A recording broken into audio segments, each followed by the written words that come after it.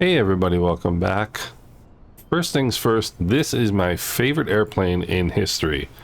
The Piper Dakota Cherokee. It's basically a Cherokee 235. It's an updated Cherokee 235. I've been waiting for this airplane since FSX when Dreamfleet used to do it, and I am so excited that this plane is here. I grew up in the back seat of one of these airplanes. Ours was a 235. It wasn't the Dakota, which is the 236. Ours was November 90261 Whiskey, which is what I've got modeled here. So a little bit about the Dakota.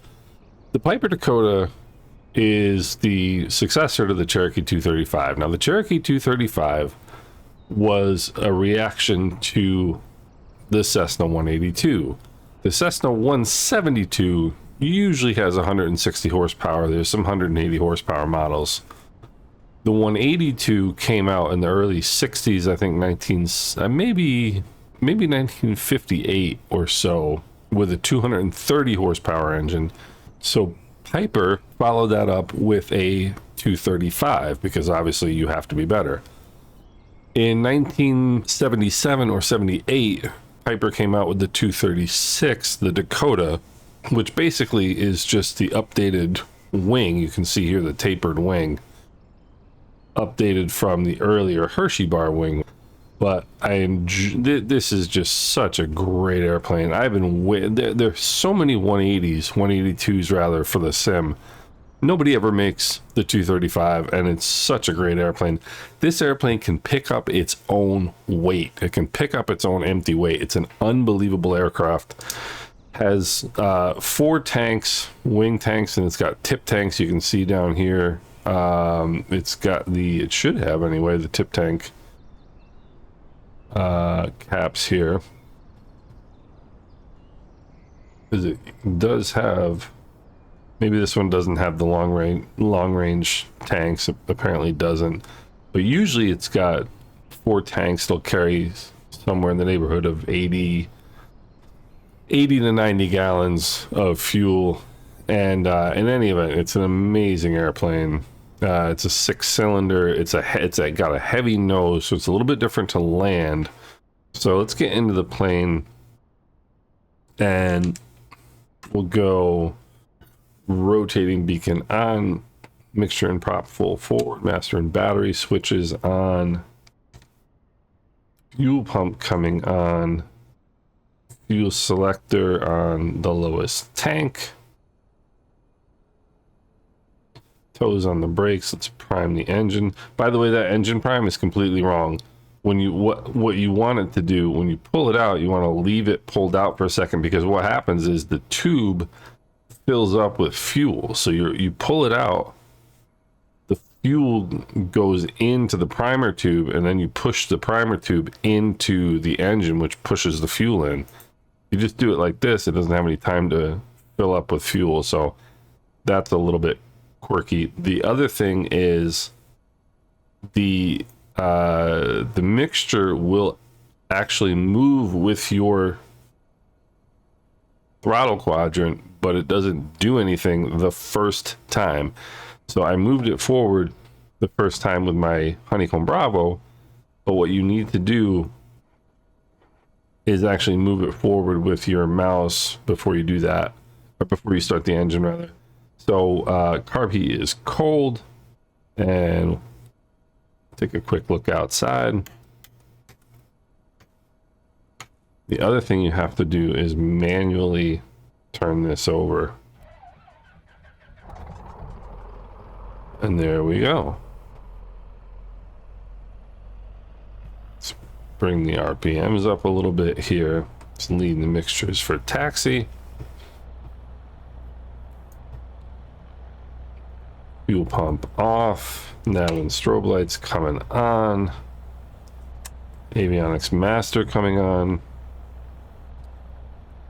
And I've not flown this airplane, so I don't have anything set up here. Let's turn the panel lights down here if we can, but apparently we can't. So it does have an autopilot, which I will not be using because there's just no point in using an autopilot on a plane like, well, I mean, if you're doing long-term flights, that's one thing, but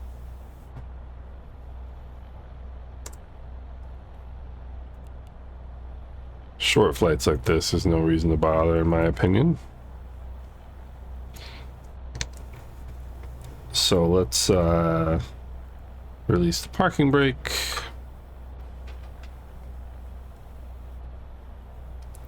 Test the brakes. Brakes are working. And we'll bring the throttle back here a little bit. So, like I said, this is literally my favorite airplane ever made. Absolutely love the Dakota. Very nicely modeled. Engine sounds are okay. I mean, I'm not one of those people who gets really worked up about engine sounds. I know some people do. We're gonna do, it's a little twitchy on the rudder here on the ground.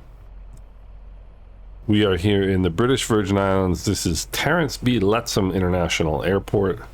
Tango uniform Papa Juliet.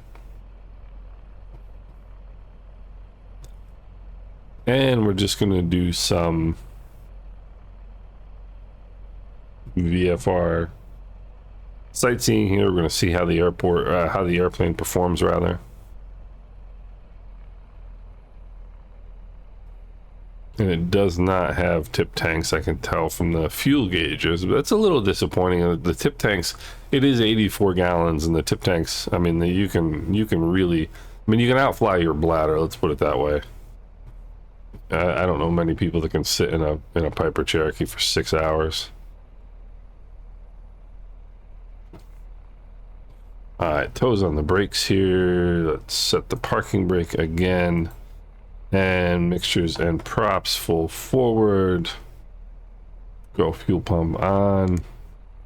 And we'll bring the RPM up to 2,000. Oh. Bring that back. There's 2,000. Left mag. About 125 RPM. That's right in the edge of what you want. You don't want anything more than 150. Back to both. Right mag. Again, that's about 150. And but they're within 50 RPM of one another, so that's good. Let's exercise the prop. Should get a good RPM drop there.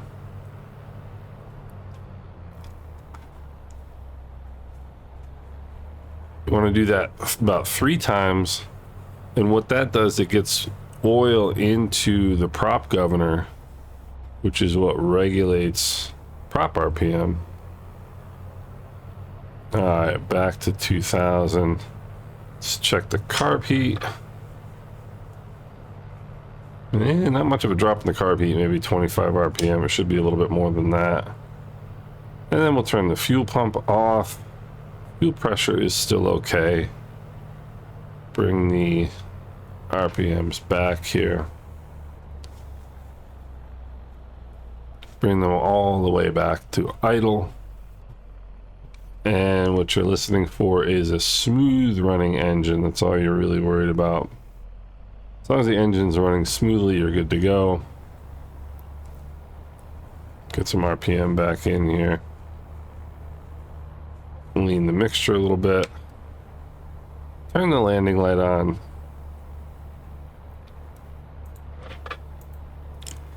And trim it. I like it a little bit aft of neutral.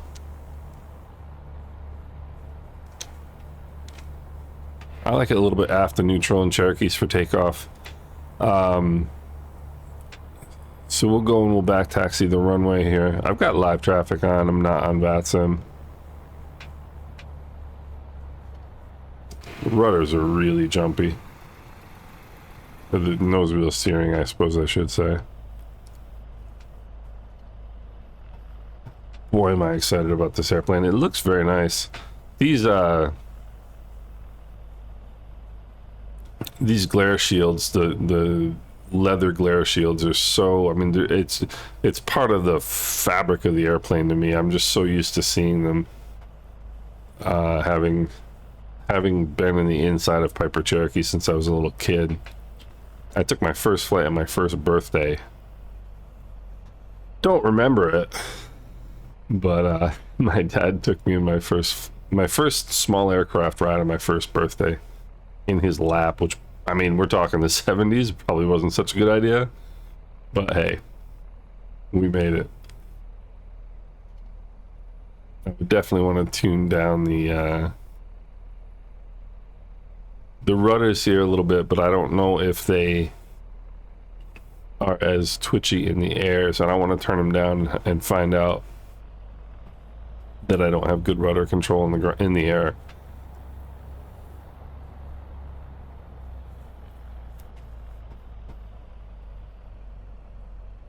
So we're gonna do a pre-departure briefing here, which you should always do. And I'll walk through what I would normally do in a real airplane. Come up here to the hold short line. All right, so any power problem on the ground, I'm going to be pulling the power to idle and coming to stop using the brakes. I don't care if I go off the end of the runway. I'm staying on the ground. Once I'm airborne below 500 feet, we're going swimming, basically. We're looking straight ahead, 30 degrees either side of the nose. That's pretty much going to mean water. I'm going to try to put it down as close to the beach as I can, as close to land as I can, and try to get that door popped open before I touch the water. Above 500 feet, we're going to be making a left turn. Actually, as a matter of fact, I'm going to make a right turn because that's going to bring us back over the field. Excuse my voice. And will give us the best chance of landing on the ground. I will take any sort of hard surface that's available to me. Taxiway, runway, and whatever it might be, parking lot. I'll take it. So final approach course looks clear.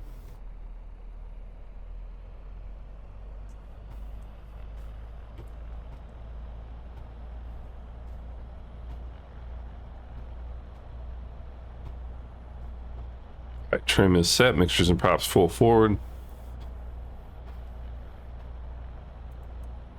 Fuel pump is on. Boy, these rudders are crazy. All right.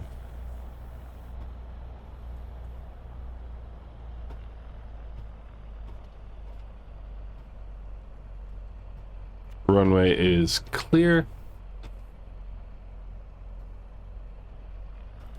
Takeoff power is coming in. Takeoff power is set. Engine instruments are in the green. Airspeed's alive. I like to wait till the airplane wants to fly. That's about 80 knots.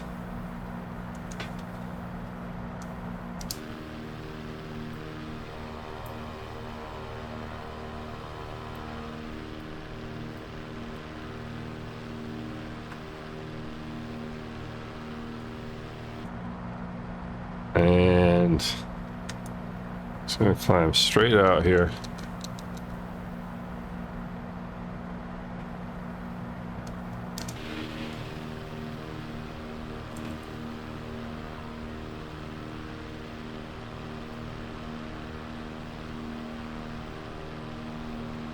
Boy, is that a beautiful sight right there. Look at the climb performance you get in this airplane.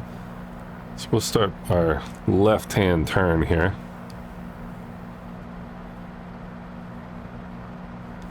There's 1,000 feet AGL, so we'll turn the fuel pump off. Check the fuel pressure. Fuel pressure is looking good.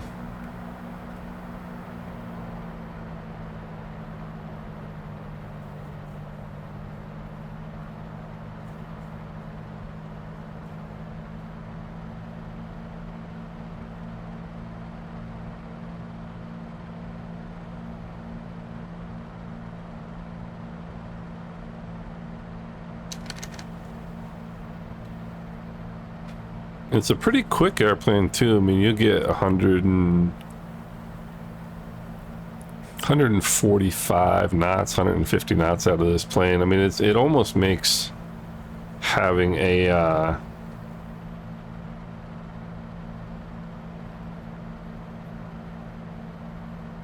an arrow, like a retract, redundant. I mean, a retractable gear airplane only gives you another maybe 10 knots, maybe 10 knots. And it's a lot more maintenance and worry, for that matter.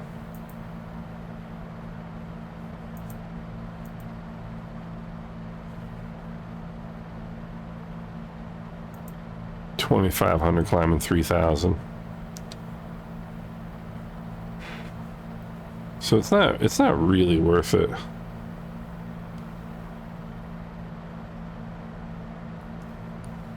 There's Road Town. Whoop. Alright, and there's 3,000.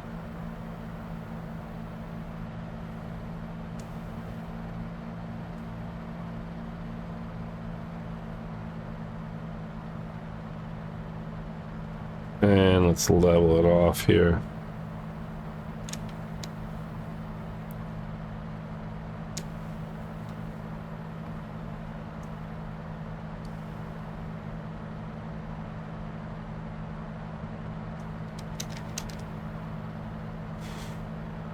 Yeah, your power table's up here, which is kind of cool too.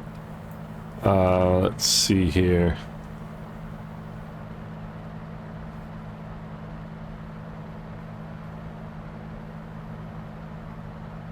Controls are a little twitchy. One of the things I don't like about Flight Sim 24 is you can't adjust controller profiles per aircraft type, which you could in 2020.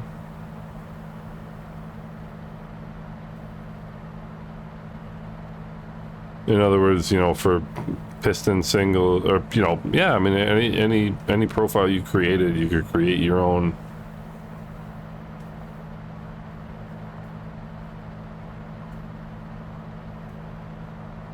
You could create your own individual sensitivity settings for. So let's see, 3,000 standard temperature. Ooh, at 75. So 2,422.4.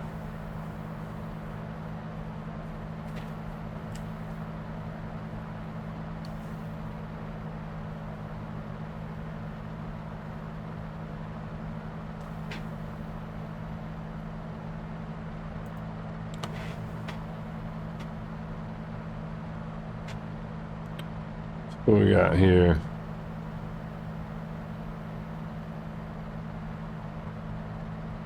Yeah, that'll work. It's a checklist, which is good.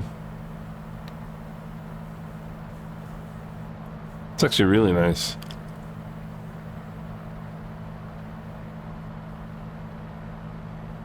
$2,400, 24.7 if we wanted full bore out of this thing, but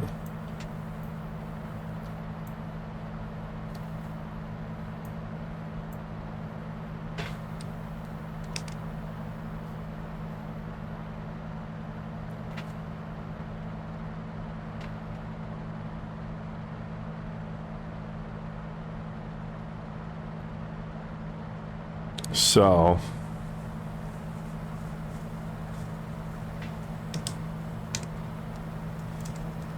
I feel like my head position is kind of high for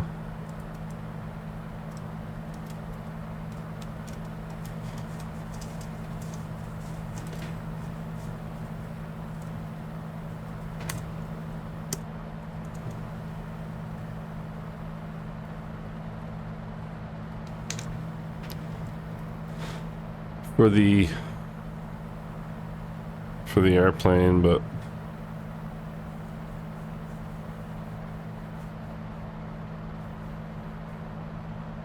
engine sounds a little sickly to me. I mean, they're usually a little smoother sounding than this.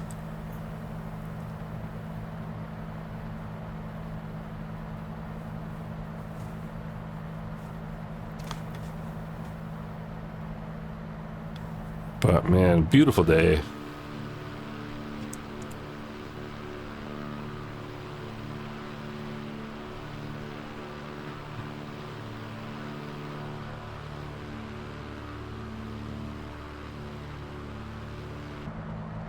Airplanes are in the sim are always way too sensitive to fuel imbalance, in my opinion. It's one of the things I really wish developers would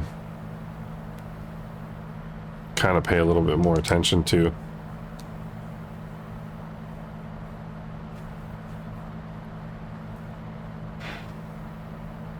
But I mean, you can see we're making, you know, 135 knots indicated.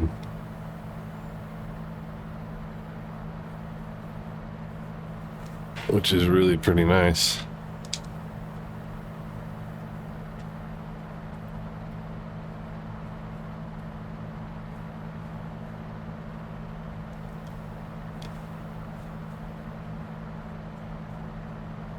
Go over here and we'll make a landing at St. Thomas, then we'll hit Culebra real quick.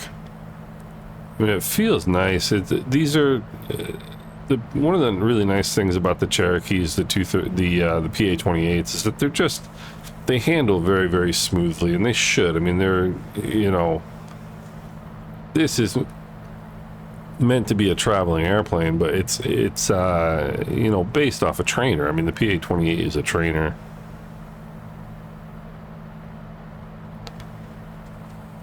Even the arrows are trainers from the old days of commercial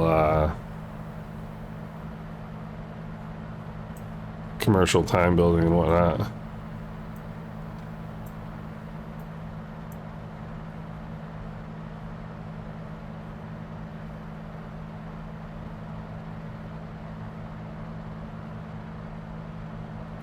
Nowadays, the airplane that I have, the Cherokee 180 with the two Garmin G5s and the moving map, the GTN 650, that now counts as a complex airplane, even though it doesn't have a retractable gear. It's referred to as a technologically advanced aircraft. But before the days of the TAA, the technologically advanced aircraft, and there's the beach bar right there. Before those days, you used to have 10 hours of retractable gear time in order to be eligible for a commercial pilot certificate. I wanted to make you, they at least wanted you to prove that you could fly around for 10 hours in a commercial, the heck was that?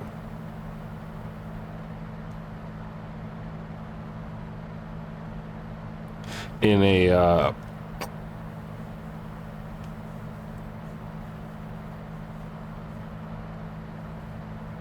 retractable gear airplane without landing with the gear up, which is probably good.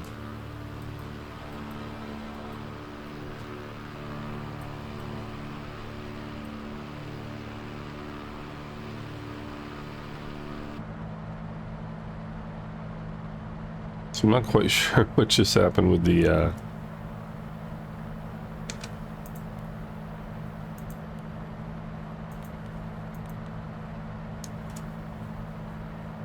what happened with the GPS units, but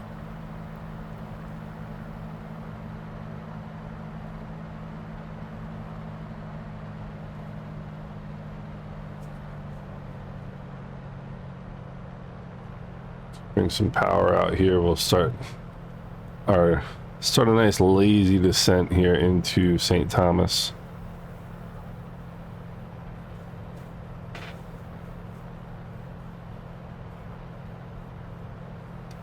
That is the Virgin Islands National Park right there.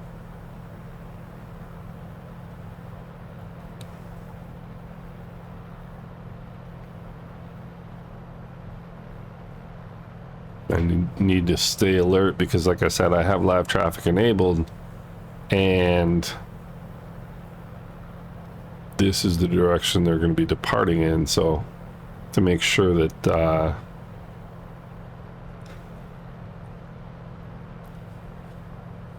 that I don't become a hood ornament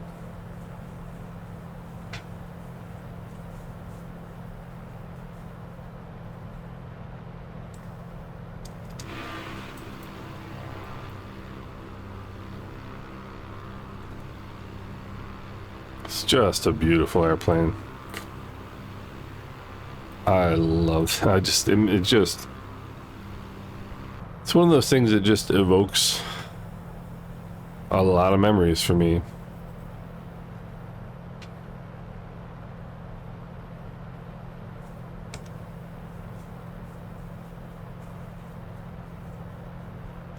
Spent a lot of time in one of these when I was a kid.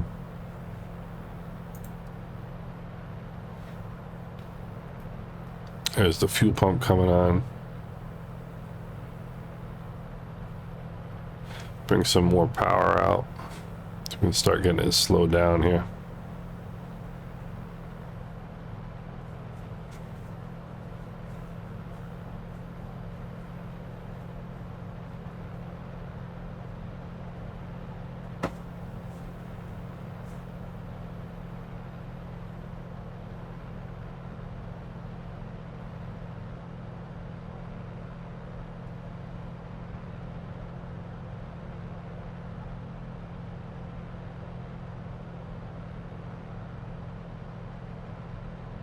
I don't want to get going like that.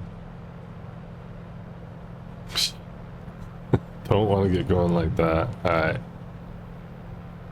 Get a notch of flaps in.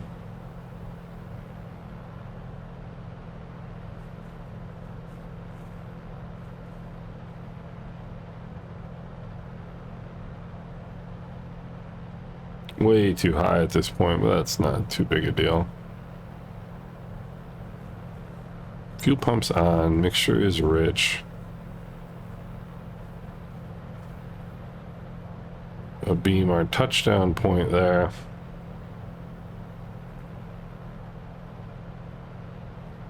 Way higher than I want to be.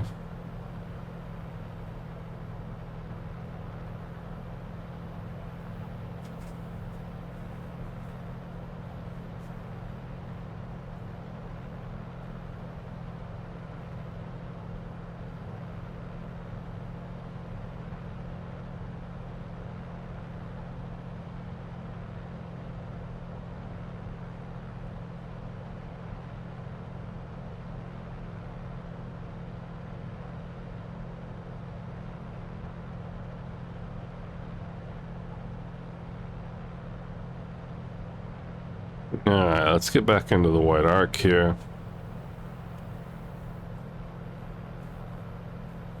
There we go, we got a second notch of flaps. And we'll make our turn in here. Controls are a little touchy, but we can deal with that with the sensitivity settings.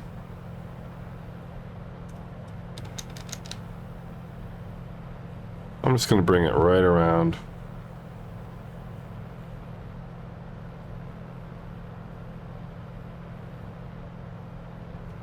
Alright. I'll just...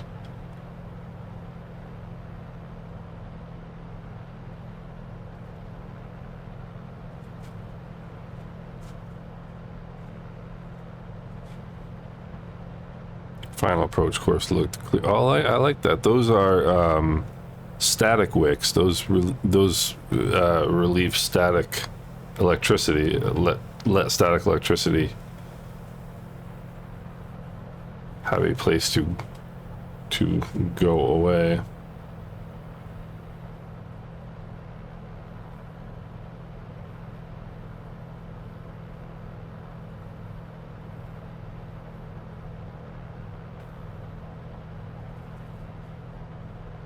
Alright.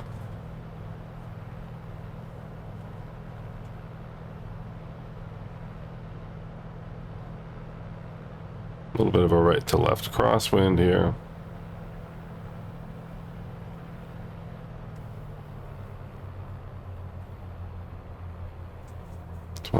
I just want to get one red pappy there, and then I'll be a happy guy.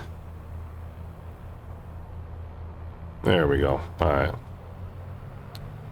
Alright, mixtures and props full forward. Fuel pump is on.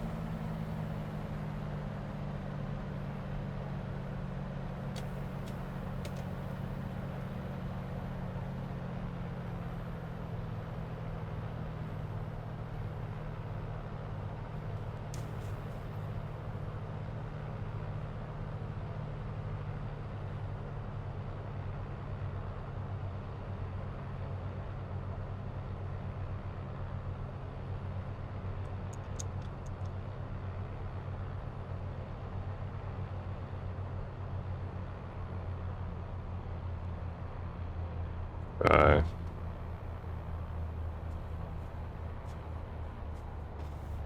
Power's out. Flared way too high. I'm going way too fast.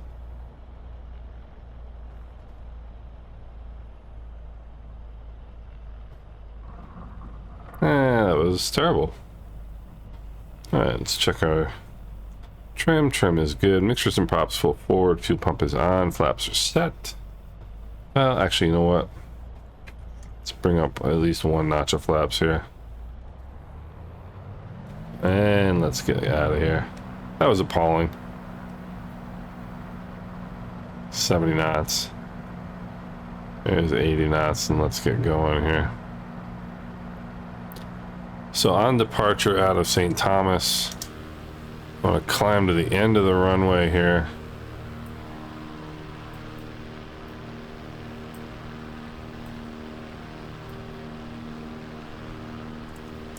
And then you make a climbing right turn.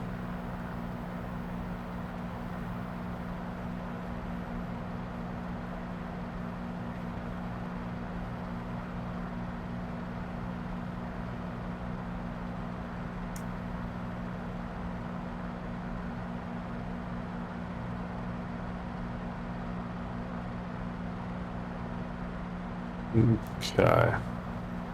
Nice crosswind leg here.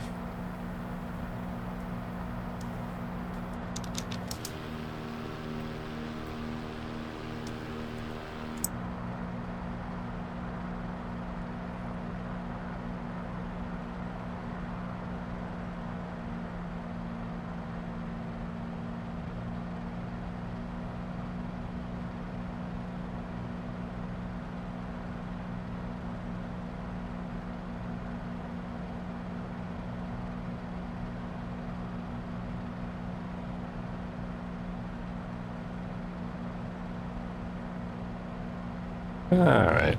Well, that was pretty bad.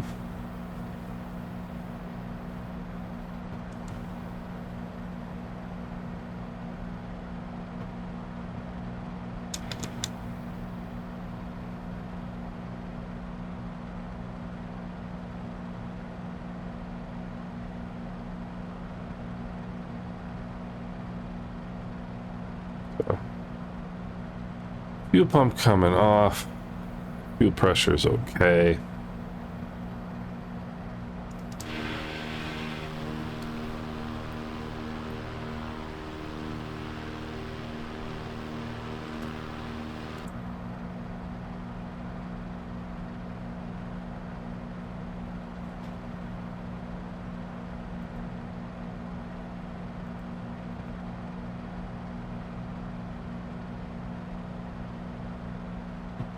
Let's see.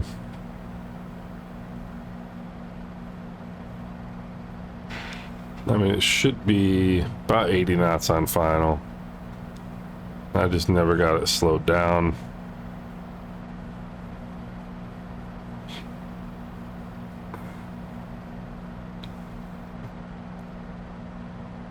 Handling felt okay in the flare. It's again a little twitchy with the controls.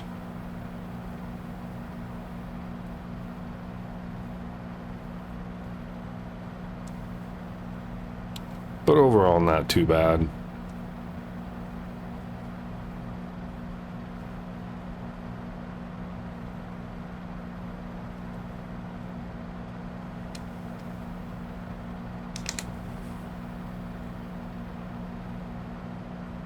Boy, what would I give to do this in real life?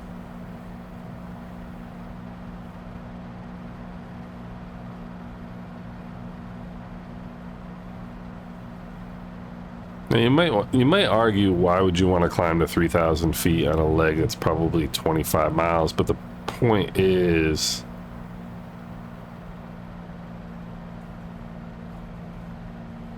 that you're over water in a single engine airplane.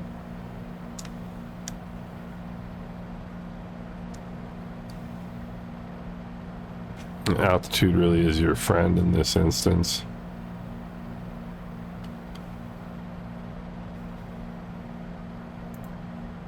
believe me, it's no less annoying the yoke being in the way of the instruments is no less annoying in the real airplane than it is in the sim, trust me. It's irritating. I used to have a Cherokee where I had a Cherokee that had the vertical speed indicator over here. And as a matter of fact, I think on that airplane, the engine instruments were over here. It's just older airplanes, you know, when they redid panels to put in new instruments and that sort of thing, they just kind of put things wherever, you know, wherever it worked.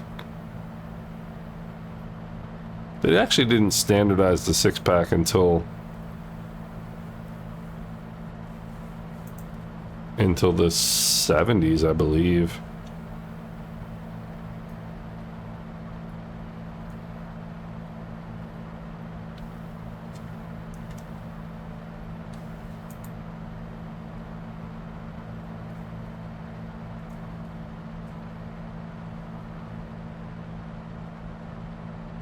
There's Vieques off there in the distance.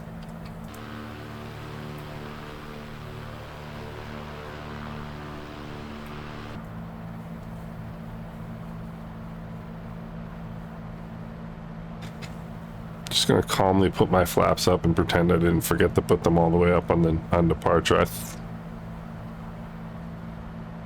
could have sworn I did.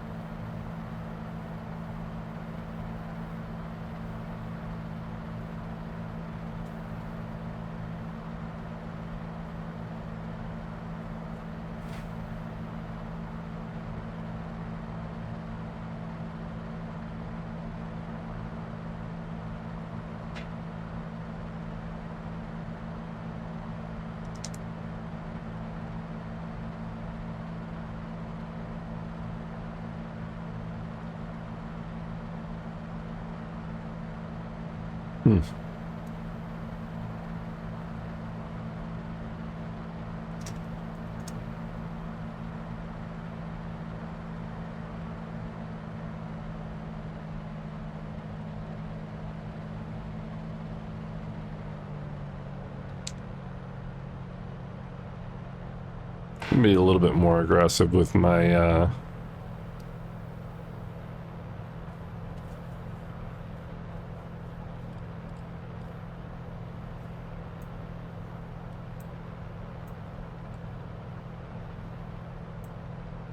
you can't rotate this, which is sort of annoying. Oh, I guess you can do it this way. I got runway heading here.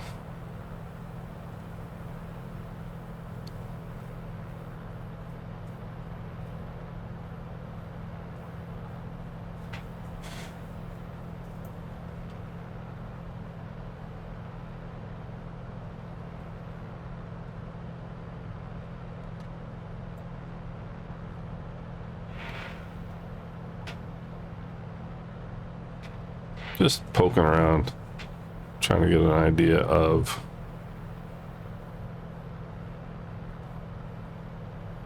what everything looks like here.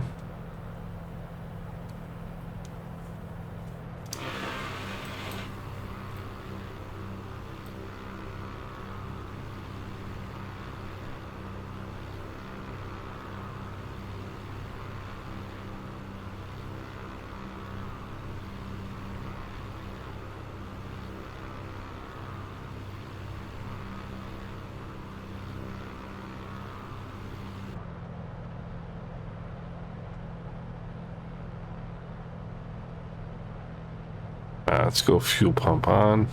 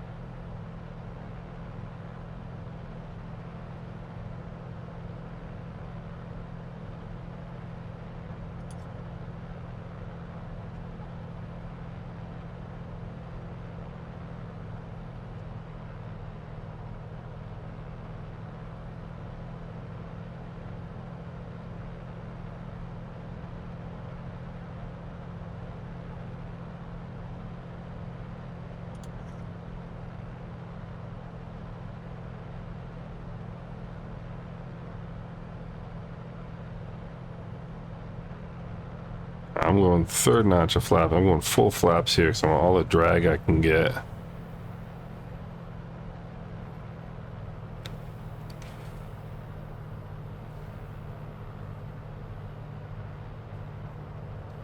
I usually don't like doing full flap landings because the pitch attitude of the airplane gets really kind of... It's very nose up in pitch, but I mean, that's, I guess, what we need, right?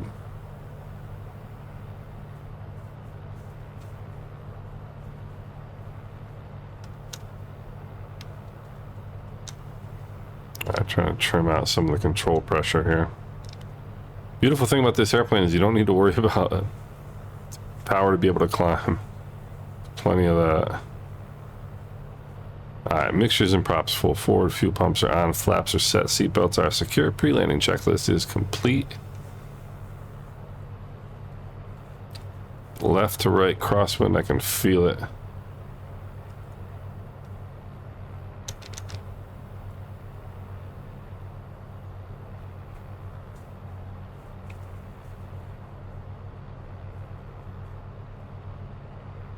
Little bit of power here.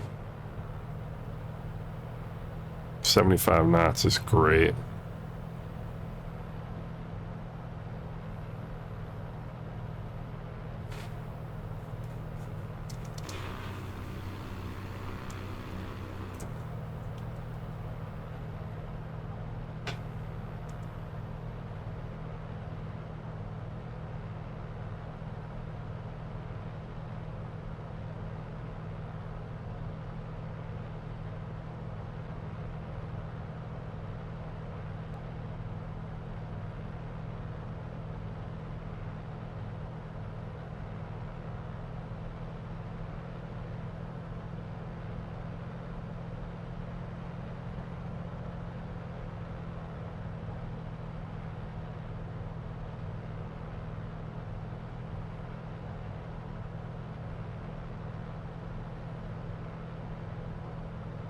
Airspeed is good.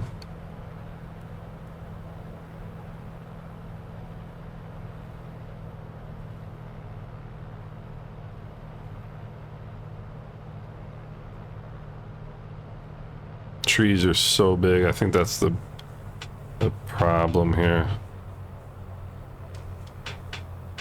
Yep. Trees are too tall. Power's all the way out.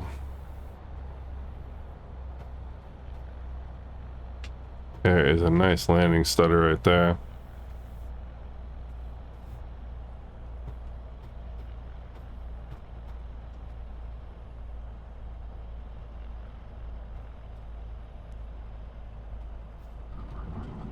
Bang. I mean, I had to either slam that on or go around the trees in. I don't know whether it's the mod. I mean, the mixtures for taxi. I don't know whether it's the mod, the Bajan tree mod. I don't think it is. Landing light coming off here.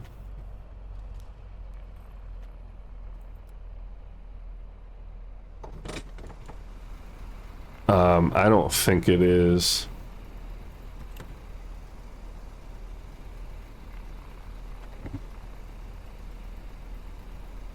But the trees are way too tall. You couldn't see the... I was wondering if I'm in the right valley, but I knew I was. But it caused me... I had to... In order to avoid the trees at the end of the runway, I had to come in high. And, didn't make it ideal.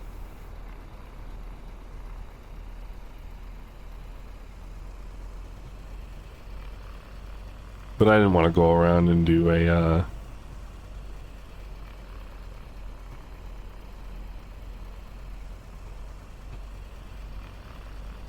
and do that whole thing.